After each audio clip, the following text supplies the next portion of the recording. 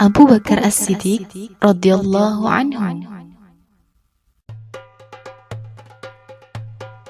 Nama lengkap beliau adalah Abdullah bin Utsman bin Amir bin Amr bin Ka'ab bin Sa'ad bin Taim bin Murrah. Nasab beliau bertemu dengan Rasulullah SAW pada kakek yang keenam, yaitu Murrah. Abu Bakar radhiyallahu anhu lahir 2 tahun setelah lahirnya Rasulullah Muhammad SAW di kota Mekah. Semasa kecil, Abu Bakar radhiyallahu anhu sudah menjadi teman akrab Rasulullah SAW. Keduanya memiliki sifat yang sama, yakni jujur, tidak suka berbuat kejelekan, tidak menyembah berhala, dan tidak suka minum khamar. Bahkan pekerjaannya pun sama. Abu Bakar adalah seorang pedagang. Beliau adalah seorang pedagang yang semua kekayaannya digunakan untuk kepentingan dakwah Islam. Pada saat masuk Islam, Abu Bakar sudah memiliki 40.000 dirham. Semuanya disumbangkannya untuk dakwah Islam dan membebaskan budak-budak muslim. Rasulullah SAW paling banyak menggunakan harta Abu Bakar As-Siddiq. Beliau bersabda, "Tidak ada harta yang lebih memberikan manfaat bagiku selain hartanya Abu Bakar."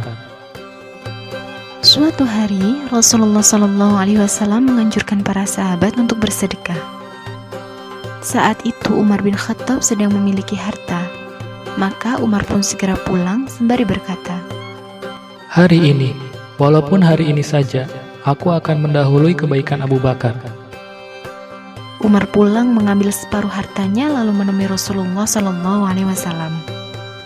Sesampainya di hadapan beliau, Umar ditanya, "Berapa yang kamu tinggalkan untuk keluargamu?"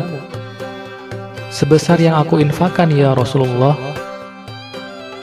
Lalu datanglah Abu Bakar dengan membawa hartanya.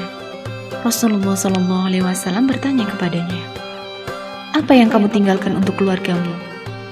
"Aku tinggalkan Allah dan Rasul-Nya." Mendengar ucapan Abu Bakar itu, Umar pun berkata, "Sungguh aku tak akan bisa mendahului kebaikan Abu Bakar untuk selamanya." Abu Bakar As-Siddiq adalah sosok sahabat yang paling banyak berdoa. Hatinya lembut dan pengasih, sangat pemalu dan penyayang. Beliau adalah sahabat yang sangat wara' dan zuhud. Dari sanalah Ahlus Sunnah bersepakat bahwasanya Abu Bakar merupakan manusia terbaik setelah Rasulullah SAW. Dari sekian banyak sahabat, dirinya lah yang ditunjuk Rasulullah SAW untuk menjadi imam sholat menggantikan beliau yang sedang sakit. Abu Bakar terus menemani dan menjadi teman paling setia Rasulullah SAW, baik ketika senang maupun susah, ketika bepergian maupun mukim. Rasulullah SAW menggelarinya sebagai orang yang jujur atau As-Siddiq, dan hanya Abu Bakarlah satu-satunya yang memiliki gelar tersebut. Beliau digelari As-Siddiq karena paling cepat meyakini dan membenarkan apa yang disampaikan oleh Rasulullah SAW, yakni ajaran Islam. Suatu pagi, Rasulullah SAW memberitahu manusia bahwa beliau semalam telah melaksanakan Isra, yakni perjalanan dari Masjidil Haram ke Baitul Maqdis, dan Mi'raj, yakni perjalanan dari Baitul Maqdis ke Sidratul Muntaha. Manusia tidak percaya berita itu. Kemudian mereka mendatangi Abu Bakar dan berkata, "Wahai Abu Bakar, apakah kamu percaya yang dikatakan temanmu Muhammad, bahwa ia pergi ke Baitul Maqdis di malam hari dan sampai di sini sebelum subuh?" "Apakah dia Muhammad yang mengatakan begitu?" "Ya, benar." "Kalau Muhammad yang berkata, maka aku akan membenarkan berita dari langit, dan aku akan membenarkan dia berita yang lebih aneh dari itu." Ketika dakwah Islam mulai menyebar ke seluruh penjuru Mekah, orang-orang Quraisy merencanakan pembunuhan kepada Rasulullah SAW. Rasulullah SAW pun hijrah ke Madinah ditemani sahabat setianya Abu Bakar radhiyallahu anhu. Dalam perjalanan itu, Rasulullah SAW dan Abu Bakar dikejar-kejar orang-orang kafir musyrik. Mereka bersembunyi di dalam gua Sur. Hampir saja persembunyian Rasulullah SAW dan Abu Bakar diketahui musuh, karena orang-orang kafir itu pun sampai di gua Sur.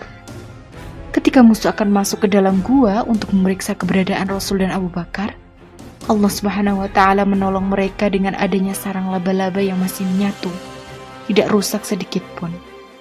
Dari sanalah orang-orang kafir berkesimpulan, tidak mungkin Rasulullah dan Abu Bakar ada di dalam gua.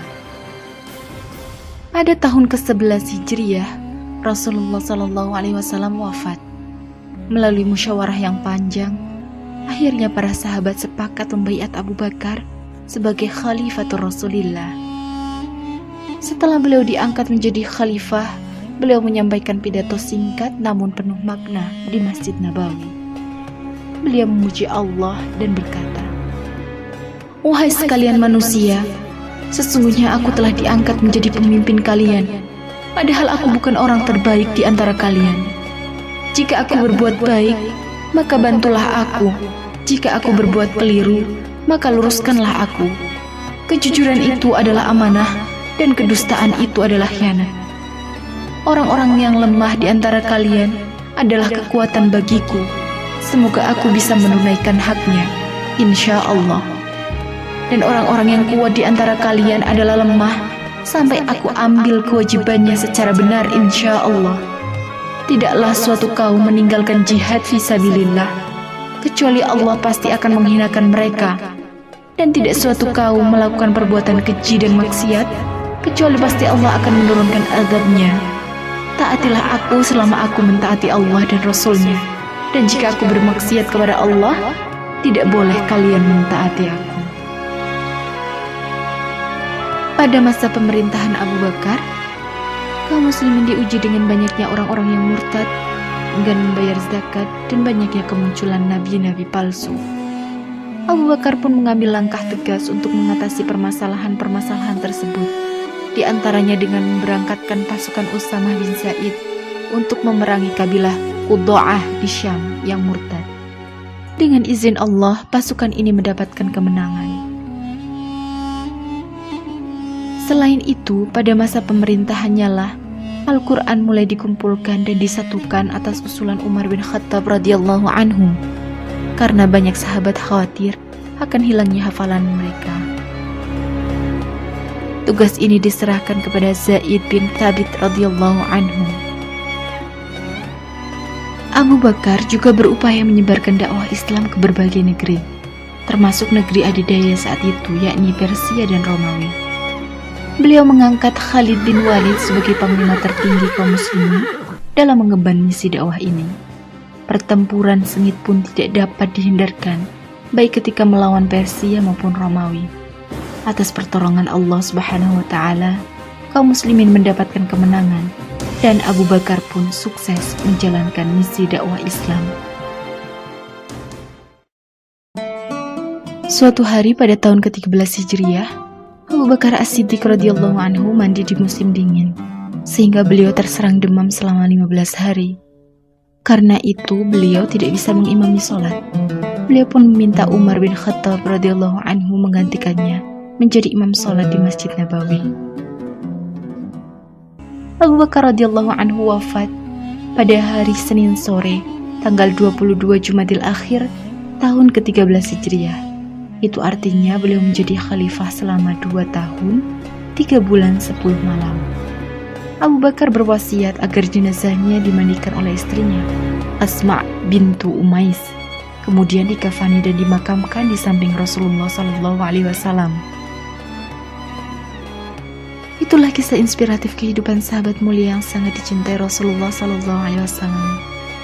Banyak ibrah yang dapat kita ambil dari pribadi sahabat yang satu ini. Di antaranya, sejak kecil beliau sudah menghiasi diri dengan sifat jujur, tidak suka menyembah berhala. Beliaulah sosok sahabat setia dalam keadaan senang maupun susah, pribadi yang paling cepat menerima dan mengamalkan Islam, lembut hatinya, penyayang, serta penyantun, ikhlas, rela mengorbankan seluruh jiwa dan hartanya di jalan Allah. Inilah bukti kesempurnaan iman yang patut kita teladani dari sosok Abu Bakar As-Siddiq radhiyallahu anhu. Wallahu a'lam bishawab.